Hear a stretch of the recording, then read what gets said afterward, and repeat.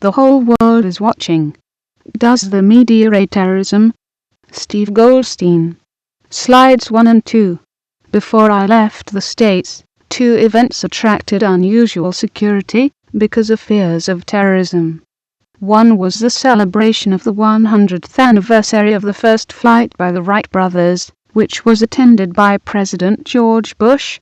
The other was a parade that attracts hundreds of thousands of people before a significant college football game. Why the fear for this event? Because it was televised. Television has created targets. So does the media create targets? Slide 3. The best decision in a worst-case scenario.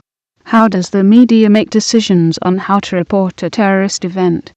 Everything happens very fast. There is a desire for the media to cover it quickly, get it out there.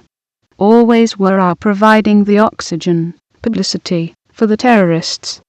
But each crisis brings its own set of decision points. This may mean selecting the best course of action coverage among several not very attractive options. Case studies. Slide 4. Terrorist threatens anthrax, unless newspapers publish his manifesto. 1. In the first example, a terrorist contacts media outlets and threatens to continue letters containing anthrax, unless a statement from him revealing his views is published by 3 prominent newspapers. What should the newspapers do? Slide 5. Unabomber. The real-life example was of the so-called Unabomber, who killed 3 people, wounded 23 others, and terrorized many more by sending ingeniously constructed bombs through the mail. In June 1995 he promised to curtail his bombing campaign if the New York Times or the Washington Post printed a 35,000-word manifesto. The newspapers printed the document, which argued against technology, modernity and the destruction of the environment. As a result of the publication of the document, Theodore Kaczynski, a former University of California at Berkeley mathematician, was arrested, charged with the bombings and convicted. His brother had recognized some of the arguments in his writing and called police. Slide 6.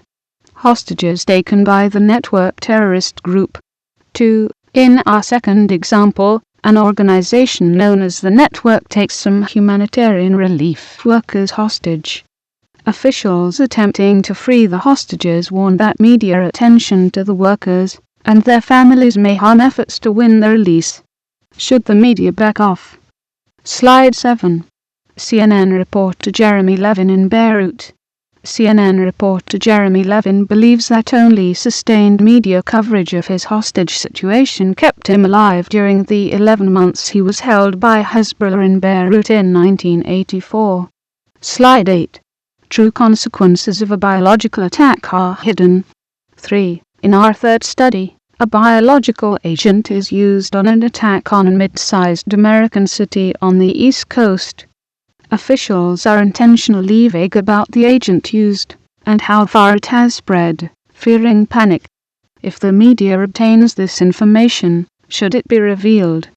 Slide 9. Panic or credibility.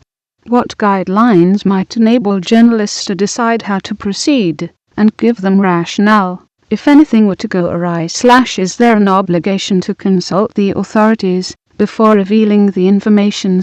What? If they still decline, when does the issue of credibility enter? Slide 10. Richard Jewell Atlanta bombing.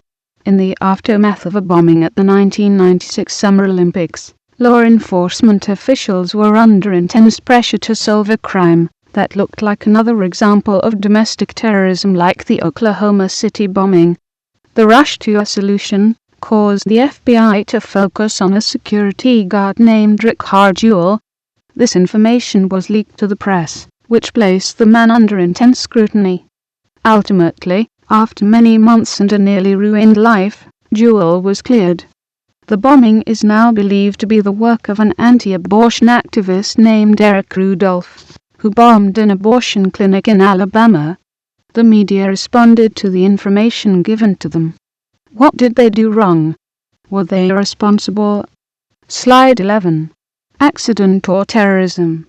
The way the media approaches all large-scale disasters, except natural ones, has changed since September 11. In August, an electricity outage that affected much of the northeastern United States was relatively quickly labeled by authorities as an accident, and not some terrorist attack. But the earlier explosion and disintegration of the space shuttle on re-entry did not bring such a quick response from the authorities. Because the government left a vacuum, there was speculation by the media which authorities said bordered on irresponsibility. The same happened with a New York City plane crash shortly after 9/11.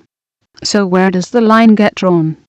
When does speculation become irresponsible, and when is it just doing its job? Slide 12. Delivering the message. What's the alternative?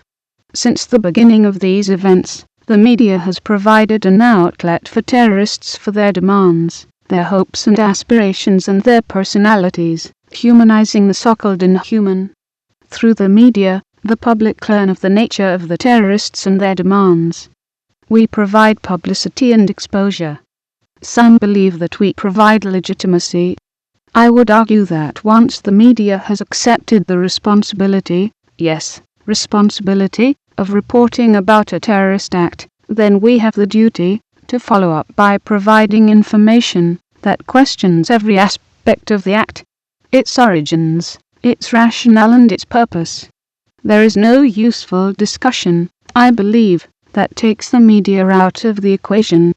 The better response is to make the equation yield a better result. Here are some possibilities. Slide 13. Stern. Undermine the legitimacy of terrorists. Jessica Stern of Harvard University is a respected expert on terrorism, and particularly the motivations of terrorists. Her most recent book explored why religious militants commit criminal acts. She suggested that, if the media is considered to be a facilitator to terrorists, the most obvious response is to undermine their legitimacy. Research their background, their claims to find out if they accurately represent the cause they espouse. If they are Muslim, have other Muslims analyze their actions and motivations. If the terrorists are not religion-based, then undermine/investigate their motivations and claim for justice. Journalists must not allow manipulation, but question motives. Sometimes interviews before attacks, essentially any time, can diffuse anger or enable these groups to get their message out in a non-violent way. Slide 14. Omar al-Asawi, co-creator of Al Jazeera. In an interview with the creator of the most successful television medium in the Arab world, he told me ways in which they try not simply be a tool of terrorist groups. Before airing tapes of Osama bin Laden or other members of Al-Qaeda, he told me they are always analyzing these tapes. Not only to discover if they are genuine, but to decide if they are connected to Islam or consistent with Islam's view. I'm quoting him now. There are bin Laden tapes we haven't broadcast, because they are not newsworthy or too fanatical, even beyond his own abnormal norms. We've taken a decision not to do this, because we don't want to be regarded as the fanatics network. After we report it, we bring in analysts and journalists to critique, analyze and criticize whether this is in any way connected to Islam or consistent with Islam's view. He also addressed the contention that Al Jazeera is broadcasting coded messages and thereby acting as a tool of Al-Qaeda. He said this has happened before, even in the time of the deposed Shah or Iran. All they can do is analyze the message carefully and decide what to do. Quoting again, I think it's the public's right to know, which is why we broadcast. But the truth requires these analyses and these critiques. It's our job to report this stuff. He cited the example of when al-Zawahiri, a bin Laden lieutenant, broadcast a message last fall calling upon Arab citizens to attack Westerners in small groups. How many attacks were there? He asked. Our viewers are smarter than that. Let's not underestimate the intelligence of viewers or listeners or readers. Slide 15. Peggy Hamburg. Ms. Hamburg is a former official in the Clinton administration who was charged with dealing with the consequences of WMD attacks, and particularly the use of the biological agents. She now holds a similar position with a private non-proliferation organization.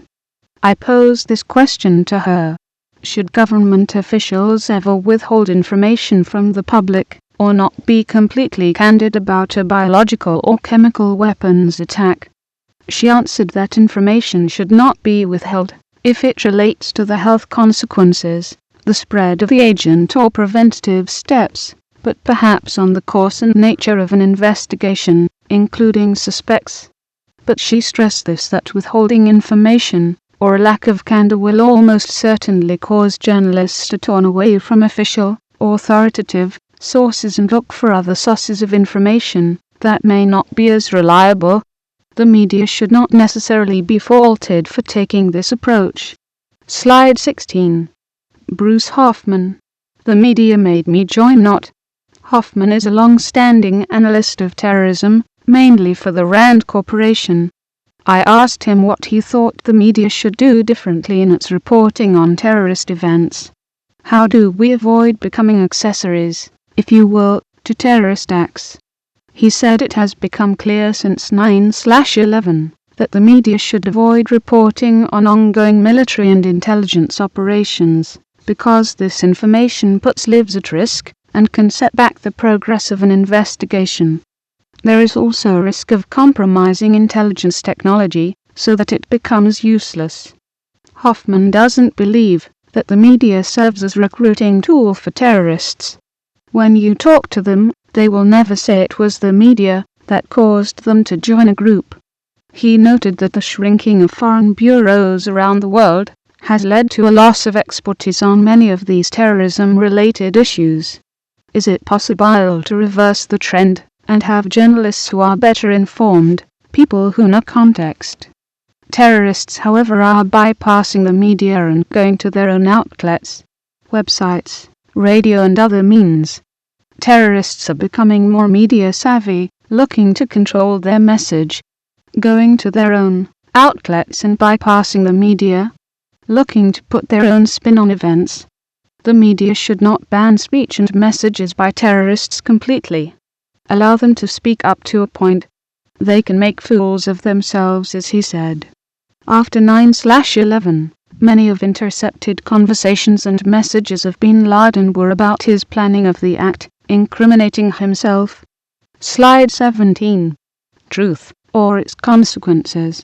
Recommendations for those handling response at terrorist events / crisis managers. 1.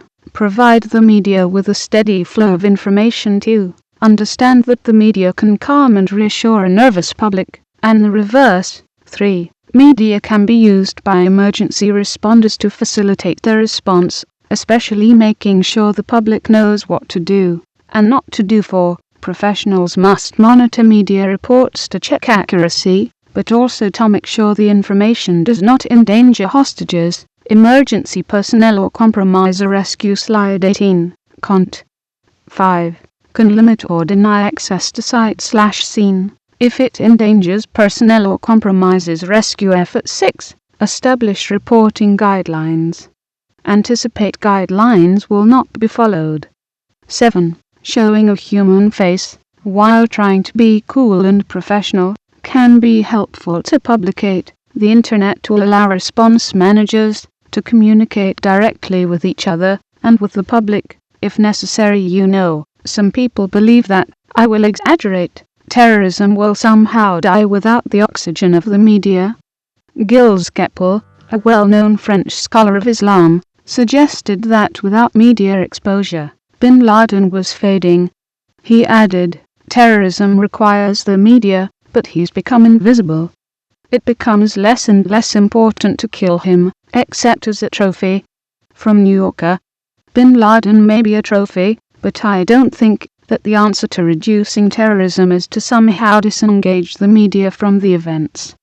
That is short-sighted, cowardly, and most importantly, it will not work. But the media can do things more responsibly. We need some strength of will on this.